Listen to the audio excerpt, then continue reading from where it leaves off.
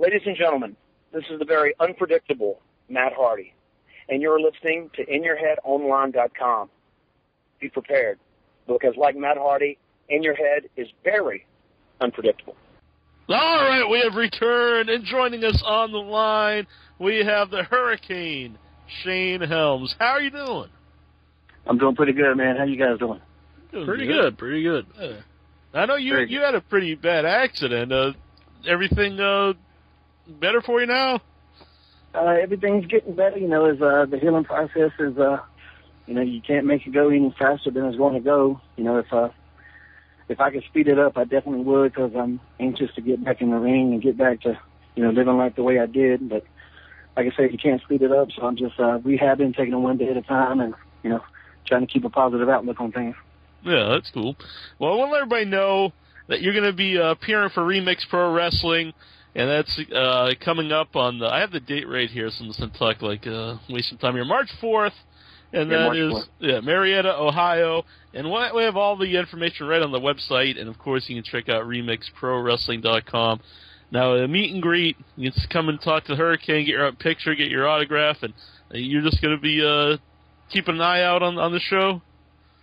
Yeah, there's probably some villains going to be at that show, so I'll probably have to keep my eye out on them. But, I'm mainly there for the meet and greet. I believe it starts at 5 before the show, so, just encouraging everybody to come out early. And I'm pretty sure there'll be a couple of the other guys on the roster there that will be there for the meet and greet as well. I'm not positive, but I would assume that. Yeah, definitely. And, either way, I'll have, you can take pictures with me. I should have my new Vertebreaker T-shirts by that time, so, which are going to be the, if anybody's ever been a fan of my T-shirts, which I designed all the ones from WWE, every T-shirt I had there, I designed myself. And if you've been a fan of those, this is the best T-shirt I've ever had, and it'll be pretty cool. Especially, I'm guessing you like the Vertebreaker since included me. But, the shirt's going to be awesome. I was trying to get it to intro here before the show so we get an intro. Maybe on the archive we'll have it. But, I was a big fan of the Vertebreaker. I like the song, too. The song, the move, everything.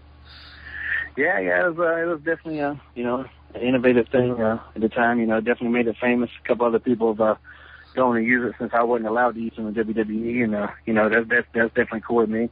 Mm-hmm. So, like I said, I made the move famous, and the name is great. I can't imagine why anybody would change that name. Yeah. Because that move was the name was perfect for that maneuver. So. Mm-hmm. I was watching one of your videos where you're talking about the Canyon book and how you guys would kind of compete about innovating different moves. And was there any moves that he ever did that you like? Man, I wish I would have come up with that instead of him. Oh, yeah, I know he would do that over-the-shoulder backbreaker he'd flip the guy into a sit-out, he would flip the guy forward and kind of sit out to an X-Factor type position. I always thought that was really cool. Canyon just had a ton of stuff that he came up with, such an innovative guy. Yeah. We always had, not like a competition where we were keeping score, but, he was the innovative offense, and even before that time, I was the sensation of innovation because that was kind of my thing on the indies, just to come up with new shit. I don't know if I could say yeah, you can. That's cool. Yeah. So the Nightmare on Helm Street, something that I created that. The top spin, face buster, and it was a handful of moves that I actually, introduced to the business, and I think it's pretty cool, to be able to do that. Yeah. Was that hard to when you go to WWE and you're not allowed to do certain moves? I definitely wanted to do the Vertebreaker, but I also knew that there was only a handful of guys I could even do it to. I was constantly in the ring with such bigger guys. It wasn't like I was ever going to, put the Big Show in the Vertebreaker. Right. And you're pretty impressive if you did, but yeah. Yeah, I'm pretty sure if I got under him at all, that would be the end of me. Yeah. So I would have liked to have the option, and I still did it a couple times. But I know, too, there was a string of neck breaks. And, ironically enough, I was one of those later on in my career. But at that time, when I came in, the Benoit had hurt his neck. Lee had hurt hers. Of course, Steve Austin. It was just kind of a couple back-to-back, and they were really worried about guys landing on their head. And, I had full confidence that I could do it without, seriously injuring somebody. Mm-hmm. But I could understand that point of view. And, at the end of the day, they're the boss. So you got to kind of do what you say. Yeah. No, it is, you know, I mean, I did have like the only move in like the last 20 years to be banned from the WWE, so I don't know if that's an accolade or not, but there it is. You should mention that whenever you do it. Then. Well, that's the new shirt. The new shirt. The new shirt has a picture of me doing the vertebrae on the front, but it's a artistic graphic drawn by Jill Thompson. She's a Eisner Award-winning artist. Mm-hmm. She actually designs Daniel Bryan's gear and his jackets and everything. She's a friend of mine and a really tremendous artist. So she did the picture, and it says NSFW, which means, you know, of course, the internet terms means not safe for work. Mm-hmm. But then on the back it says vertebrae, not safe for wrestling. That's too dangerous, guys, because he was choking people with the necktie on Raw. Yeah, that's pretty hard to pull off too. So, nope. Colombian necktie, I guess. James, he's been calling in all day trying to talk to you. James, I hope you have a good question. Yes, I do. Right, go ahead. What happened to your tag team partner when you did the superhero and train with you and Rosie? What happened to him? Yeah. As far as I know, he still lives in Cincinnati. You know, of course he's from the Samoan family, so I'm pretty sure he's still wrestling. I hear from him time to time. And actually, right before I got hurt, I think we actually had a couple bookings where we were going to tune back up again, and I hope to tune with him in the future. But I don't know how much wrestling he's doing anymore.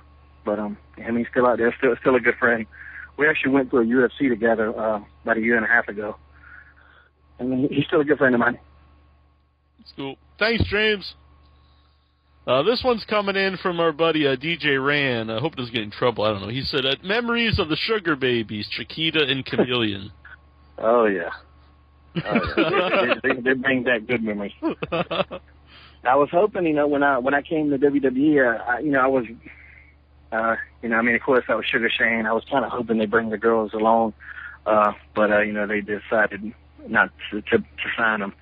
And I don't know what their contracts were or whatever. I don't know the reason behind not bringing them in, but I was really hoping it was definitely a cool entrance for those girls. Oh, yeah. Kind of like what the Funkasaurus guy is doing now. Mm-hmm. That's right. He ripped both you and Ernest Cat Miller off. It's the double. Well, I don't know if that was his choice. You know, sometimes you do what you're told, and it is what it is. I heard that gimmick's on hold right now. I don't understand why people get behind it, but oh well. It is strange. It was edited off SmackDown, and then he's been off Raw the last few weeks. Yeah, who knows? He also wanted me to ask you this: how different did it feel to go to smaller venues that weren't packed? This was the last few months of WCW, and how did they go about making it look so big on TV?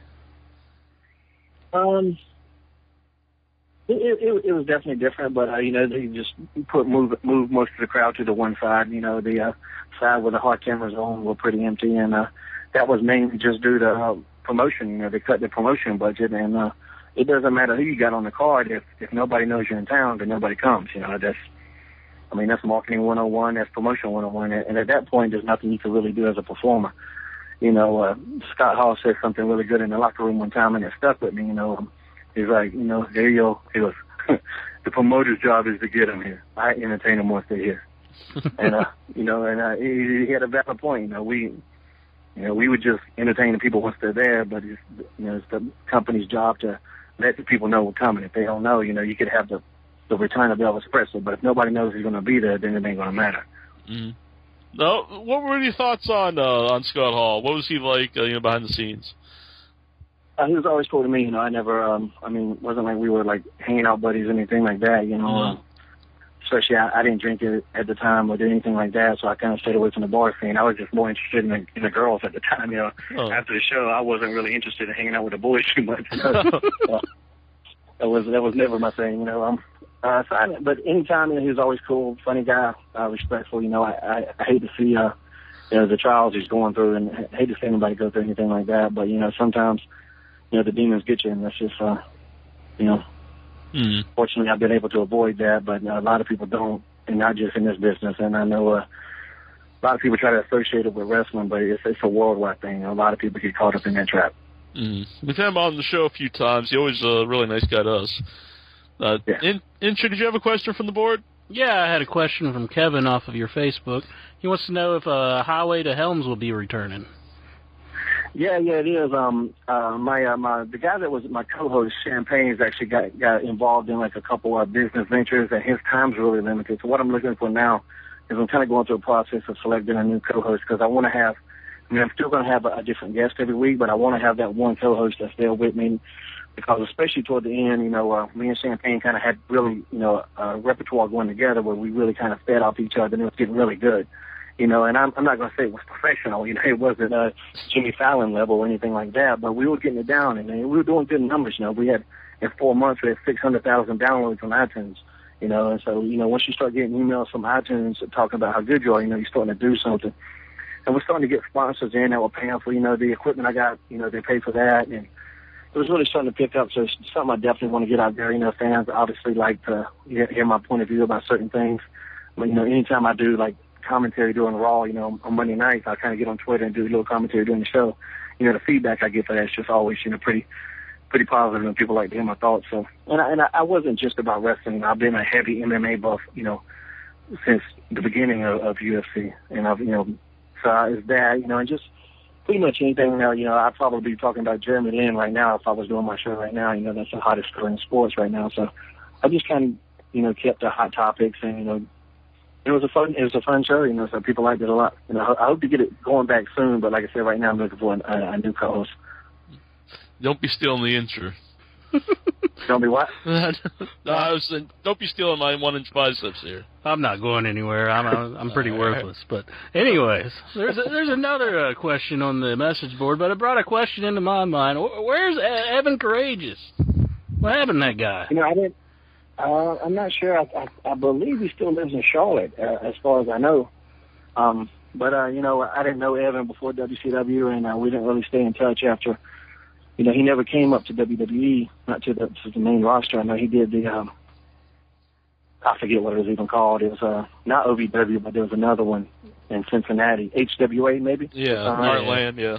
I think he did that I think he did that for a little while, and then I don't know if he asked for his release or was just not re-signed or what happened, but we worked together and we were buddies and stuff like that, but it's just not one of those friendships that just kind of, for whatever reason, for no reason, just, if I saw him it'd be cool, but I just don't know anything what he's got going on. Mm-hmm. Speaking of Charlotte, any chance of you coming to the Fan Fest? The one in August, yeah, actually, we are talking about that. I know the guy that runs it pretty well, and he's already asked me about it. I'm getting my schedule together, Schedule's actually getting pretty packed right now. I just tweeted about that today, and I'm really happy with all the love that the business is still showing me, and I'm actually turning down dates now. So that's always it's always better to have to do that than to not have to do that. So yeah, and for the first time ever, I'm gonna get into the comic book convention. I know the world, a lot of those places have asked me, for years to come. But for years, I've just been busy and just have never been able to make it. Mm-hmm. I was able to do the San Diego Comic Con one year, and that was a big thrill because I'm a huge, comic fan, of course. But so now I'm gonna start making some of the Comic Cons and doing like a lot of that. Especially I'm gonna do those more, until I get like 100% healthy. Yeah, I want to bring this up because it kind of always seemed like it just kind of happened by like accident. Austin was kind of making fun of you for the tattoo, and then like the hurricane kind of came out of that. Was that like all planned, or was that just something that just happened on No. Just kept going with it? It wasn't planned that way at all. And actually, I'm still buddies with Steven, and we were actually talking about this a couple of weeks ago. He called and was just being Steve, being funny, and I had recently right before that phone call, a day or two, I'd read an interview that he'd done. He was talking about guys doing promos, how they're better if they're not scripted. In WWE right now, they just kind of write out what the guys say, and you could tell it's just not real. They're not actors. They're sports entertainers, and there's a degree of acting to it. But it's hard to go out there and just deliver a script, especially if it's something you don't really believe in. Mm-hmm. This past Monday was a good example. Sean and Hunter could go out there, and they're allowed to say whatever they want. So that's how they're able to channel that emotion. I'm sure there are bullet points to kind of what they want to get around, but those guys, I guarantee you, they did not sit in the back and practice that promo for an hour. They probably didn't practice it at all. Mm-hmm. And it comes from the heart, and that comes through. And and that's how it used to be. And I like I said, that, well, like you were saying, that first promo I did with Steve Austin, I mean, I had the jitters, I didn't know what I was going to say because I didn't know what he was going to say. And he's Steve Austin, he can say whatever the hell he wants. Right. And I'm just going to, I'm just going to have to reply as best I can. Mm-hmm. So I had the jitters, I didn't know what I was going to say. And that's all I said. Yeah, he might ask you this, he might ask you that, and that's all I was told. And I was like, oh shit, okay. And he started talking about my tattoo, and for whatever reason, I started talking about the Green Lantern like it was a real person. Uh-huh. Deborah started laughing. Steve Sell started laughing. Then he looks at me, and I'm like, what's up? I don't think I said what's up with that yet, but I'm just like, what's your problem? Whatever. And it just kind of snowballed out of that. Mm-hmm. I know obviously you're biased, but do you think WWE ever got behind you in the Hurricane character like as much as popular as it was, as much as they should have? Oh, definitely not. I mean, and probably anybody could say that, Probably anybody, they could have done it a little bit better. But, there were certain people that they weren't going to get behind a common gimmick, no matter what. And it didn't matter. I mean, at one time I was the number 3 merchandise guy in the company, which also means in the world. You had Rock, Austin, and then you had me. So and nobody's going to beat those other two. So you can kind of just take them out of the equation. So they were the top 2. So for me to be right up there with them, and you would see a flooded green T-shirts everywhere, and stuff like that. So, when you see stuff like that, you really got to take advantage of it. And I think they did to a degree, but there was definitely a lot more they could have done. But just like I said, some guys, they were just so stuck behind the comedy aspect of the character that they couldn't visualize me ever being serious, And obviously there were times when I did get serious, and it did work, and it worked really well. But, when the guys in charge and, some of the guys with the pencil are the ones calling the shot. And at the end of the day, you can't win that battle sometimes. Mm-hmm. Do you see that could be a problem for Zack Ryder, someone that might just be stuck in more of a comedy role and never get to the top if they don't make him add some serious stuff to him?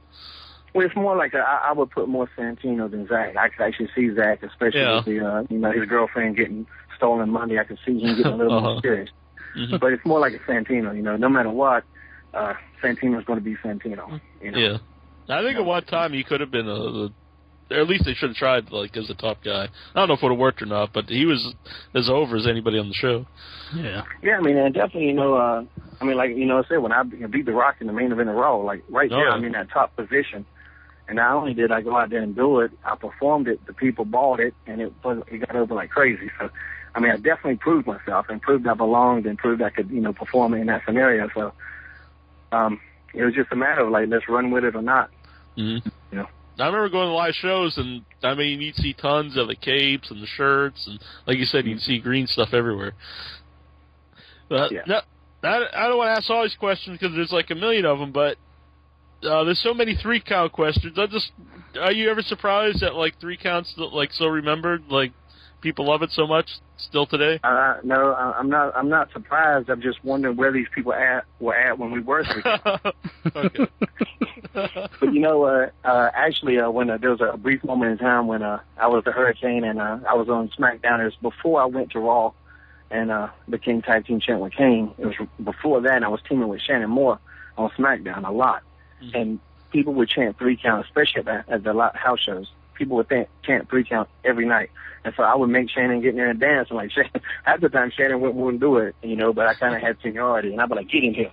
And we'd start doing the dance, and they would pop every night. And actually, still on some of the indie shows I do now. I was just watching a tape. I think it was that Northeast Wrestling is a real good indie group up in New York, that area. And I'm sitting there doing something, and somebody says some 3 count. I just break out in some stupid little dance. And I actually forgot about it, and they just sent me the DVDs. And I was like, look at this nonsense.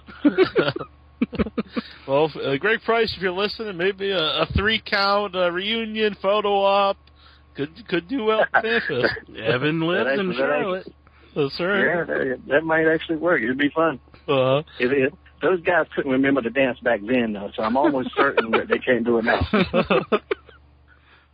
Real quick, what was Tank Abbott like to work with? He was always cool. He was just a maniac, It was funny, but you just, like, at any minute, you just had to keep in mind that he might snap. So that's just what you were dealing with. Well, everybody know it's Remix Pro Wrestling. It's come up March 4th, and it's in Marietta, Ohio. And you check out all the information at Remix Pro Wrestling. Come out, see the Hurricane, get your photo with him, and talk to him, man. He's a good dude. I want to thank you for coming on tonight. Hey, man, it's my pleasure, man. And you guys going to be able to make the show? I will be at the fan. We'll be at the Fan Fest, but I would like to be at the Remix Pro Wrestling. We're plugging them all the time, but I'm in Massachusetts, a little far from me. I mean, you can. Hey, man, I'm in North Carolina. You can make it. All right. just put on your cape and fly. Oh, now we're talking. All right, cool, guys. Thanks for having me.